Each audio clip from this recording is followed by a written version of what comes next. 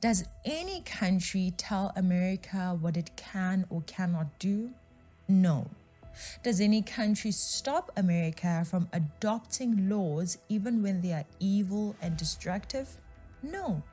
Why then does America think that it can tell other countries what they can or cannot do? Why then does America believe that it should be the one determining what laws other countries should or should not adopt? Does America have the monopoly on what is righteous, true, or moral? If you have the answers to any of the questions, please let us know in the comments below. So, America can say that murdering innocent lives is okay and get away with it. Planned Parenthood hails founder Margaret Sanger as a champion of civil rights. But one thing they don't talk about is the racism behind her fight to legalize abortion. Margaret Sanger strived for a society that limited births to only those she deemed fit to have children. Well, I think the greatest sin in the world is bringing children into the world that have disease from their parents, that have no chance in the world to be a human being, practically. Delinquents, prisoners, all sorts of things just marked when they're born. That, to me, is the greatest sin.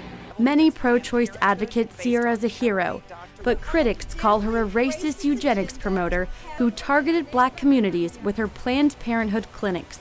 Margaret Sanger, the founder of Planned Parenthood, once said, colored people are like weeds, they need to be exterminated. People don't understand that 79% of Planned Parenthood clinics are located in minority communities, and that minority communities shoulder a disproportionate amount of abortion. Dr. King says while African Americans make up only 13% of the U.S. population, over 30% of aborted babies are from black mothers.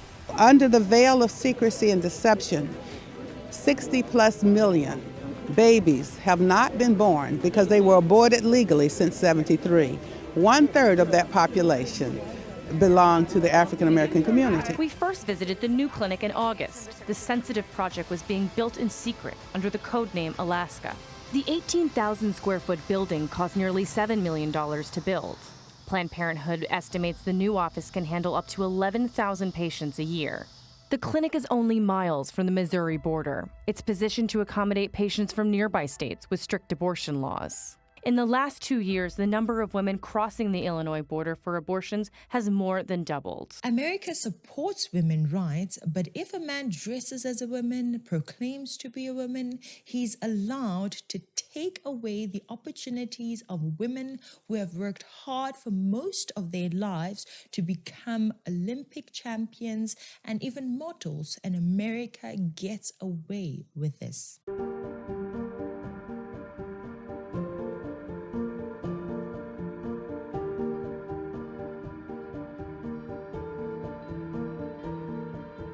America can start wars and kill innocent people and get away with it. Now apologizing for a drone strike in Afghanistan last month, calling it a tragic mistake. A U.S. military general announcing this afternoon as many as 10 civilians, including 7 children, were killed in the August 29th attack, not an Islamic State extremist as first believed. I offer my profound condolences to the family and friends of those who were killed. Yet America wants to rise and take the judge's seat when an African country wants to adopt a law that inhibits behavior that stands against African virtues and values. The idea that they are going to be treated differently or abused because of who they love is wrong. Full stop. Just like President Obama, I think we also need to be able to speak frankly about some of these things. Many in the international community are saying that by your signing of this bill, you're taking Uganda a step backwards, that you are not protecting the freedoms and the rights and the choices of the Ugandan people. So how do you respond to that? And specifically, President Obama has said he was deeply disappointed by Uganda's move and says that it would complicate US-Uganda relations. I've listened to everything that you've said in the statement, so how would you respond to that? And does it worry you, and have you spoken directly to President Obama about this? Well, we have been disappointed for a long time by the conduct of the West, the way you conduct yourselves there. But we just keep quiet. We just see how you do things, how the families, how they are organized, all these things. We see them, we keep quiet. We never comment because it's not our country. Maybe you like it. Barrack Obama and Joe Biden have threatened to cut aid to Uganda and even place sanctions on Uganda for making a decision to adopt an anti-gay law. This takes us to the Bible in Acts 4 verse 16. What shall we do to these men? For indeed that a notable miracle has been done through them is evident to all who dwell in Jerusalem, and we cannot deny it. But so that it spreads no further among the people, let us severely threaten them, that from now on they speak to no man in this name. These are the times when people in power, people in authority, when they met someone who stood against them, they'd use their power, they'd use their authority to threaten the lower people. And today is no different. We have superpower America who doesn't agree with poor Uganda's beliefs and values, and what have they chosen to do? You guessed it, threaten them. In Babylon, we had Daniel, we had Shadrach, Meshach, and Abednego, whose values, whose beliefs, whose faith did not agree or was not the same as the faith, the belief, the principles, and values of the leaders in Babylon at that time. And what did the leaders in Babylon do to them? They threatened them. They said, bow down to the idols, worship the idols, or else. Pray to someone else, not your God, or else what? Or else a lion's den, or else you'll be thrown into the fiery furnace. And today, Uganda's furnace may be starvation. Today, Uganda's lion's den may be a cutting of aid from the West. Now, the easiest route for Uganda to take is to repeal the anti-gay law, maintain the aid that they're receiving from America, and avoid any sanctions laid by America, right? That is the easiest route. But is this easy route the right route for Uganda to take? Let's go again to the book of Acts to see how the early Christians responded to the threats that the leaders from those days laid on them. So they called them and commanded them not to speak at all, nor teach in the name of Jesus. But Peter and John answered and said to them, whether it is right in the sight of God to listen to you more than to God, you judge. For we cannot but speak the things which we have seen and heard. What is right is to listen to God and not to man. Although people in power may be heard more, may be given more ears, right? It doesn't mean that what they have to say is the right thing. It doesn't mean that what they have to say is beneficial to the hearer of what they have to say. And this is a good reminder of what we were warned about in Matthew 6 to say you cannot serve God and money at the same time, right? In this case, Uganda can decide to say, okay, we believe that God is saying that we should do this. This is the godly thing to do. This is the biblical thing to do, to adopt this anti-gay law. But doing what God wants us to do will result in us not having aid, not having money. It may result in more poverty, more lack. It's not a good financial decision. So are we going to make a financial decision, a decision that benefits our country financially, or are we going to make a morally beneficial decision, a godly decision, a decision that puts us right with God? And daily, you and I are faced with such a decision. Yes, it's not on a great scale or stage as with Uganda as a country, but on a daily basis, we are faced with decisions like this. And what do we choose? Do we choose what is financially beneficial or what is morally beneficial, what is godly, and puts us in a right standing with God Almighty? Let me know how you go about such decisions in your daily life. Serving God, standing on His word and principles may definitely result in the loss of opportunities for money. But the question is, in light of the threats, the sanctions, the rejection, the lack and poverty, will we stand firm on our decision to lead our lives, our families, our companies, or even our countries in truth, in principles, and in light of God's word?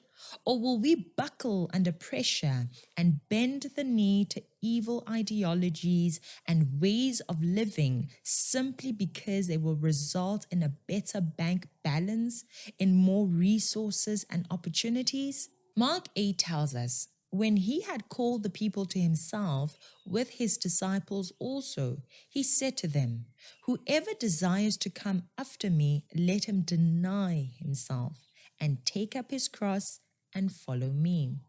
For whoever desires to save his life will lose it, but whoever loses his life for my sake and the gospel's will save it.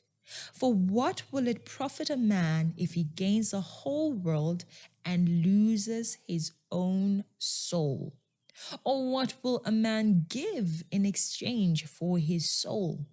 For whoever is ashamed of me and my word in this adulterous and sinful generation, of him the Son of Man will also be ashamed when he comes in the glory of his Father with the holy angels." Just because we've been fed so much of the LGBTQ content to the point that it is now common to all of us does not mean it is right. Just because gender-based violence is common doesn't mean it is suddenly right.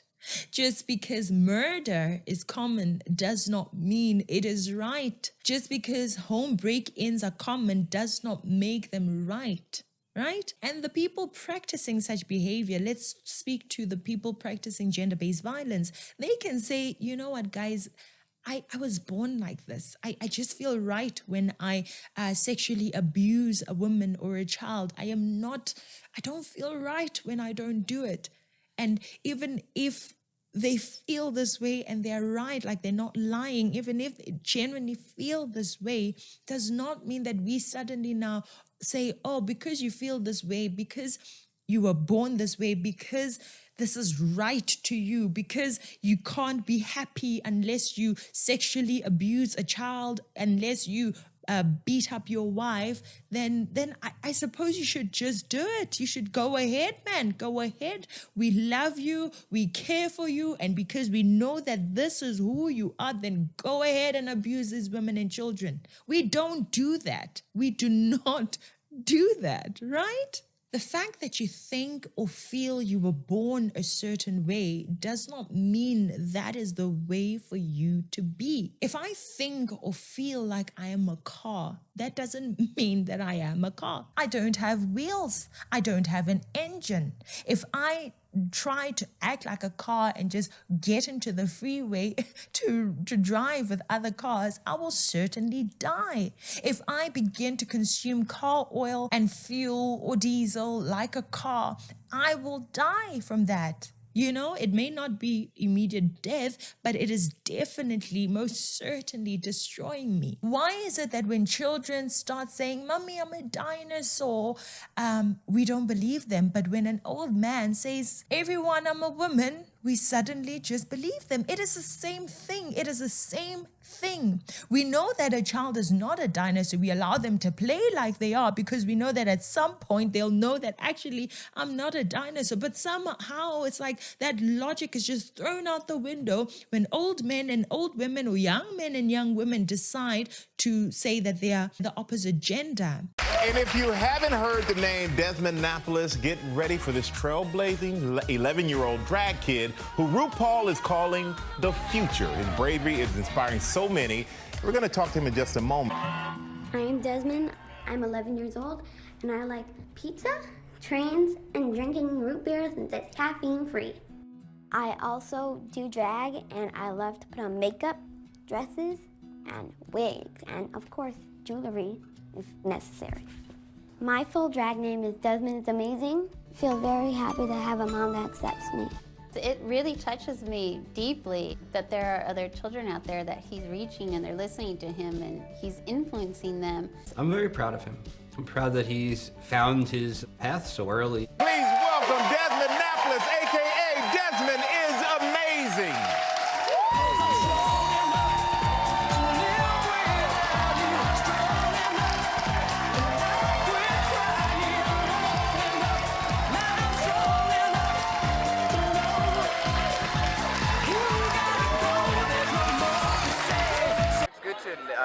Get people together, it's entertaining, and also teaches maybe younger drag queens who want to start doing this, so they can have someone to look up to and help them also with the process of becoming an actual queen or like a title holder, and just to improve on their look and everything like that. Blessed, and I'm truly appreciative of all of that. And you're doing a phenomenal job at that, because the more and more I hear, the more and more I get very excited about what the future holds and the minds that need to be opened. Yeah. Miss Drag South Africa 2019. Yes. Okay, 2019, it's 2021 at the moment. How have things been? How has the reign been? You know, I'd love to know, just to catch up with you. How are you? Yeah, I'm beautiful, thank you. I was crowned Miss Drag South Africa, and shortly after that, we went into a lockdown. Yes. So it was a tough year during my reign, but I did all the best that I could, and I think I've accomplished all of the goals that I've set for myself. So I really went out there in the community and preached my message, which is a project called #BlackDragMagic, a project that celebrates Black drag, especially drag that is that manifests itself in the township, and kind of bring it into mainstream drag. Because gender dysphoria it's a horrible thing. I can't even fathom how a person would actually be in that situation. So drag often helps people escape that gender dysphoria and actually find themselves. So logic is applied everywhere else, but it seems like when it comes to this gender stuff, man, like we just stop thinking. It's like everyone and their intelligence just goes out the window. And it's like, how are we not believing our children when they say, I'm a mouse, I'm a chicken, I'm a dog, listen to me bark, I'm a dinosaur, I'm a this and I'm a that. We don't believe them. But when the same child says, Mommy, I'm a girl, or Mommy, I'm a boy, I'm just the opposite sex, you're like, let's go to the gender clinic and put you on everything that is going to make sure you are what you're not. It doesn't make sense. It just does not make sense. The fact that people are professionals, they're parents, they're business owners, they are, people that look normal, wearing suits and ties, wearing necklaces and makeup and heels, driving cars, having money, does not mean that they are fine. Does not mean that they are sane. Does not mean that they are mentally stable. A lot of people in the world can function in society, and yet they have unstable and destructive thoughts or behaviors. A lot of people in the world are disturbed, they are sick and troubled, and if their private lives were exposed, we would never see them the same ever again. The ones that come out and publicly announce their flaws should be comforted and supported towards the right direction, and not applauded and encouraged in the wrong direction. Even children come to a point of realizing that they are not dinosaurs after all. A psychologist may assess a person who commits murder and say that clinically, really, this person desires to commit murder. This person is happy when they commit murder. This person is angry and depressed and sad and cannot function well when they don't commit murder. Murder satisfies this person. Murder makes this person normal. They were born this way. They have something that just wants them to commit murder. Right? And we look at that person, we may look at that report, we may look at that documentary and be like, wow, right? Like, we sympathize with this person, we feel sorry for this person, but we don't suddenly say, wow, this is how you are, this is what you're going through. Oh, wow, I feel, you know what? To satisfy yourself, to be fine, to be sane, to be normal, to be happy, go ahead, man. Go ahead and murder these people. We don't do that. We do not do that. Homosexuality at some point was looked at in a similar way. It was looked at as someone is unwell psychologically, emotionally, mentally, and it wasn't accepted as normal. It was there, but it wasn't accepted as normal. Just as murder is not accepted as normal. You know, they looked at it as a thing of, okay, this person's unwell, how can we treat them? You know, that is how the basket it was in. But in time, in time, different people have, some with good intentions and some with evil ulterior motives, they have done various things, you know, acted in such a way to bring us to a place of now accepting it as something that is normal. And instead of the whole world allowing Africa to continue in their knowledge that actually homosexuality is not normal, they want to force us to go in the direction that they have chosen to take.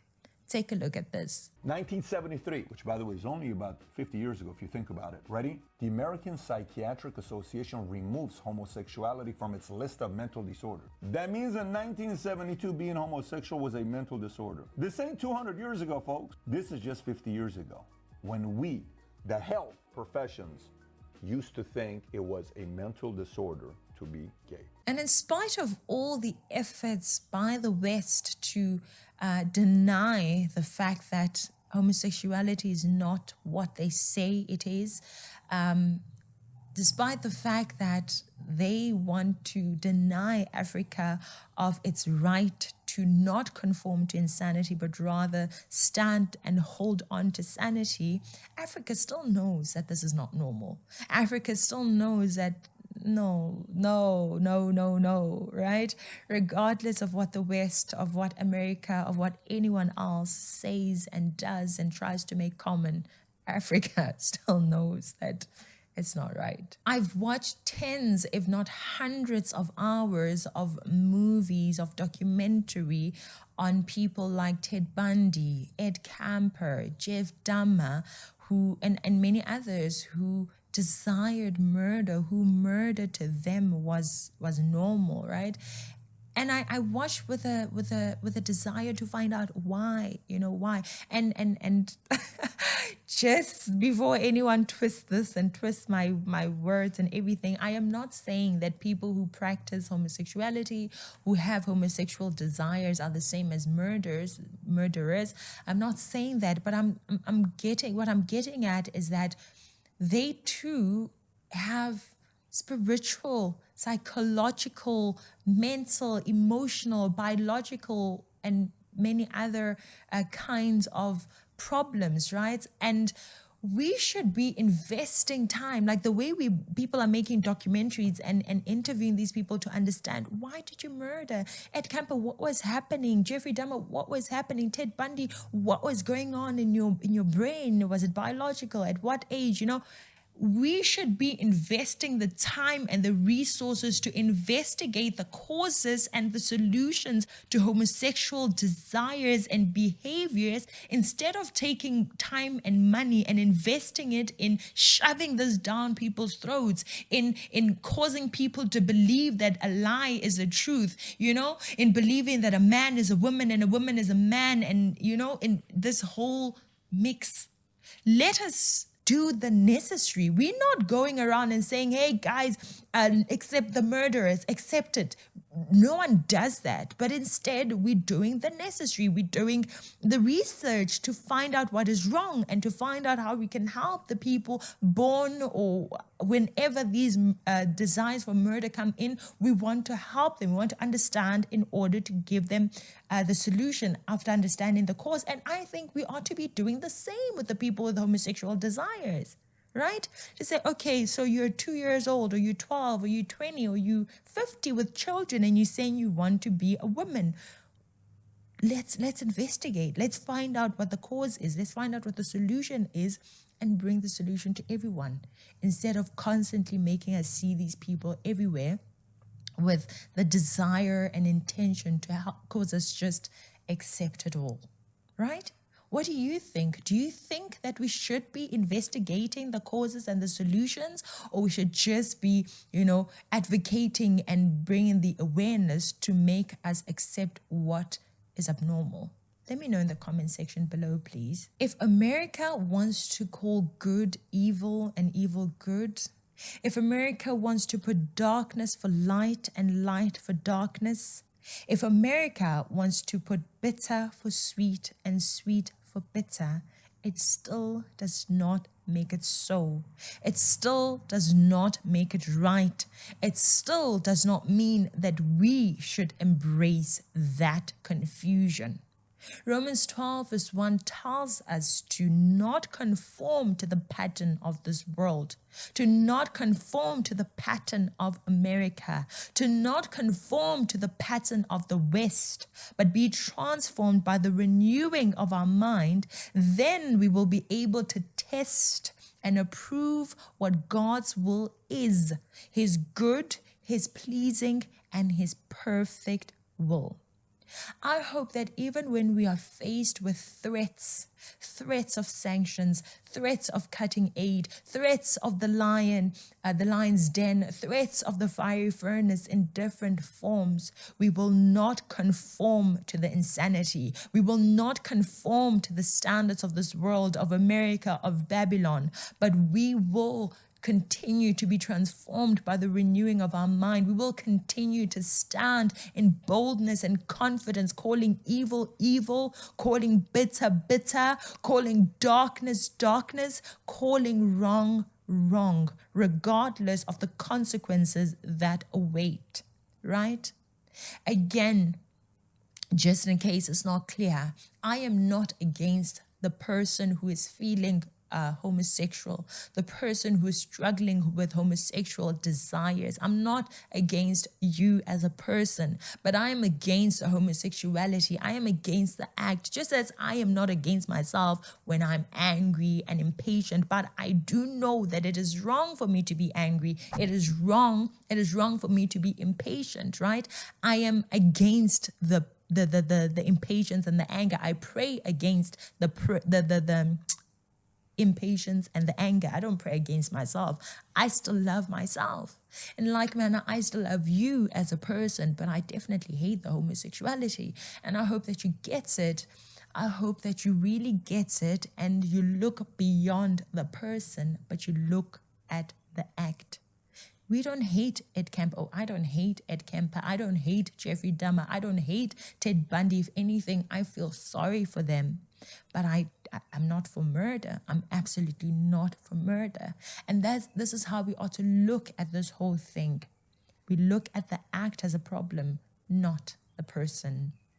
Thank you so much for being here. If you haven't already, kindly subscribe, like, share your comments in the comment section below. And before you go, kindly click the video on your screen now regarding race, regarding being Black, regarding the challenges and the drama of being a Black person in this day and age. Until next time, bye for now.